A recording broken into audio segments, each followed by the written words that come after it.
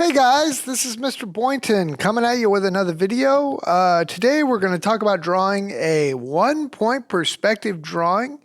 And for this project, you're going to need a ruler, a big sheet of paper, and a number 2 pencil. You could use a mechanical pencil if you have one.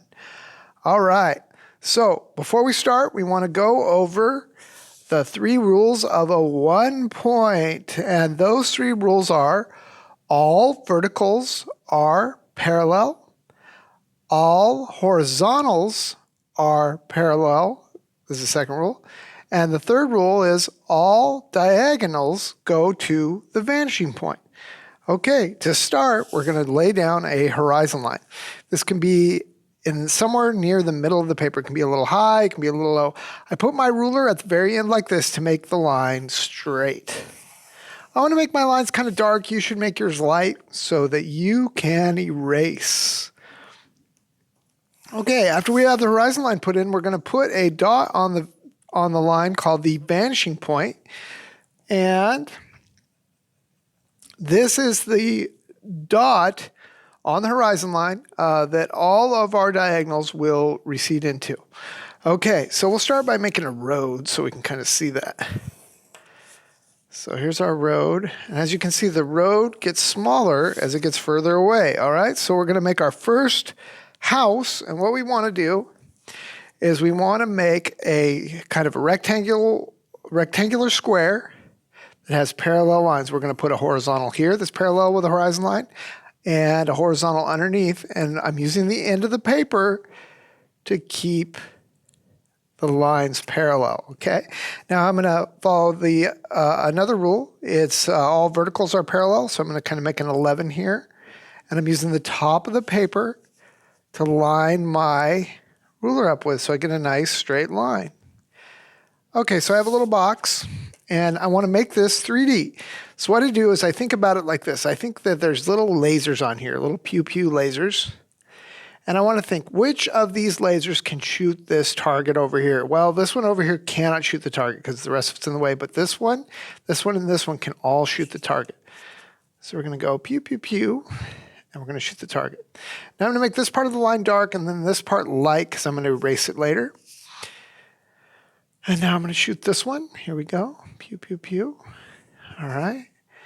And then I'm going to do this top one. There it is. Now, here comes the hard part where a lot of kids make a mistake.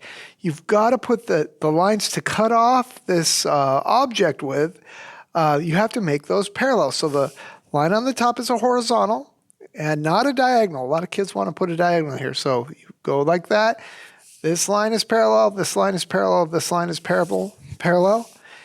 And I'm going to drop them down with a parallel vertical right here. So parallel, parallel, parallel. All right, awesome. Okay, so we got our first box. Now we're going to make a box that covers the horizon. And, okay, so this box has 2 parallel verticals. And we're going to want to make the bottom parallel as well. There's a parallel horizontal. My ruler moved a little bit, so I'm going to clean that up. And here's another one. Okay, and now we're going to think about what we did before. We're going to make this box recede into the distance. So we're going to draw from this little edge. If this is a little laser, it can shoot.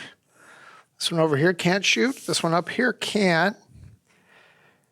But this one over here, he can't shoot either. So now we have this box that goes on to infinity. So we're going to cut it off by putting a vertical that's parallel again. If you make it diagonal, it will not work. Awesome. Okay, all right. So this is the viewer's eye level, this horizon line. So we can't see the bottom of this because it's below, and we can't see the top because it's too high. But what if we have a box floating up in the sky? So what we do is we set in our parallel verticals, and our parallel horizontals.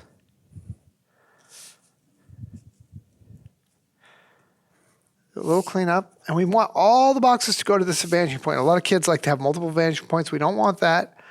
Only have the one vanishing point. Again, we're figuring out which ones of these will shoot the target. Can't see this one over here. Now I'm going to level this out. There it is with a horizontal. Put a vertical on that is parallel to the other verticals. And I missed a line here, so I'm going to redraw that by putting my ruler back down. So easy. Okay. So we have we have 3 boxes. Now we're going to make a 4th. What would happen if we covered up the vanishing point with a box? Let's see here. Let's see what happens. All right. Uh-oh. There's no way we can see any corner, or no corners can shoot the target. So we know that we can't see anything. But what if the box is lower, like right down here? Let's see what happens if we put it down here, below the vanishing point. And again, I'm using the sides of the paper to line this up. Perfect. Okay, and then I'll shoot the target with the sides. And I'm not going to make my whole lines this time. I know that they're going to the vanishing point, so there's no use in making something I'm going to erase. So think about that before you draw the whole line. There it is. Now in this one we can't see the sides. This guy and this guy can't see the target. So that's how we get that box. Awesome. Okay, so let's make an overlapping box. What would we do for that? So let's have an overlapping one right here. So we line it up. Line right here. And drop it down. Use our parallel lines. Awesome. Awesome. Okay, and then this is an easy box because look, this is the only one that can shoot the target. All right, so if I seem like I'm going too fast on YouTube, you can push the gear button and slow the video down under video speed. Play this video at a slower pace. Okay, so we can make the boxes overlap. All right. The next thing we want to do is talk about making windows on stuff. So all these windows need to line up like this. They shoot the target. The bottoms and the tops of the windows shoot the target. And then the verticals will just stay parallel. This is another problem kids have. They like to make the windows all wacky. Okay, if they're on the fronts of an object, it's so easy because they're just rectangles or squares. But they have to be parallel. I'm going to do all these at once.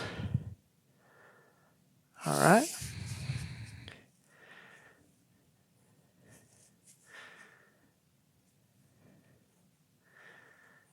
Okay, all right. So what about words on the side of a building? Let's do that. Say we want to write something on the side of this building. So we're going to write the word pets. So what we're going to do is we're going to put what were the horizontal lines towards the vanishing point. So here's our P because it's going to be vertical.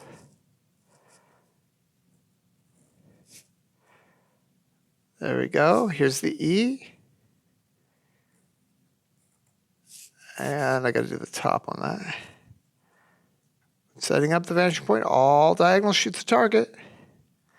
Even on letters. And then the T is right here. Now the S is a little hard. I got to think about how that would work. So when you were in elementary school and they told you to write in the lines as guides to make your letters right, you can use that to set up your letters for drawing on the side of stuff.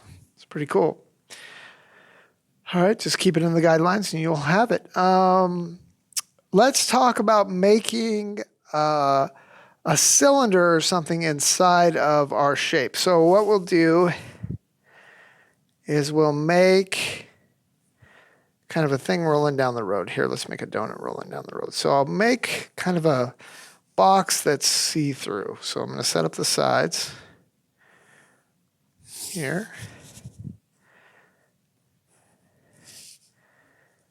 Okay. And this one I'm going to make kind of in reverse because I want to make all the lines for it. So it's like a clear fish tank here.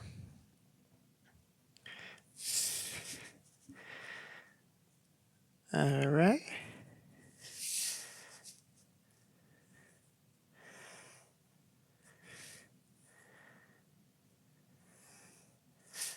Okay, and we're going to set up the rest of this right here.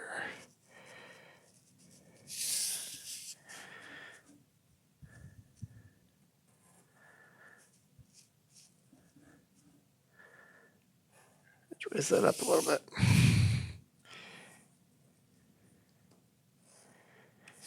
Okay, so I have like a clear kind of fish tank area. And what I'm going to do is I'm going to put a cylinder inside this. So what I want to mark is the middle of these different areas.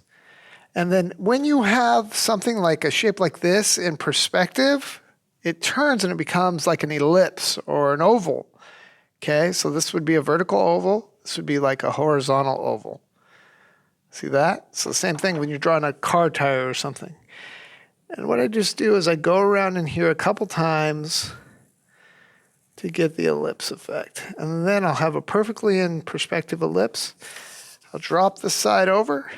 And again, I make my lines really dark so you guys can see them. I would make my lines light if I was working on your drawing, if I was you. Okay. So now I'm going to do the ellipse on this side. There we go. Okay. Now I erase my lines, and you'll see how I have a cake shape in perspective.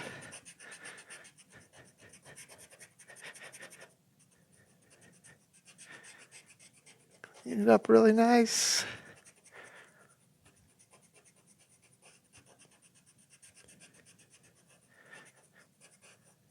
Do a good job erasing. Now I'm going to kind of bear down on my lines to make sure I can see them.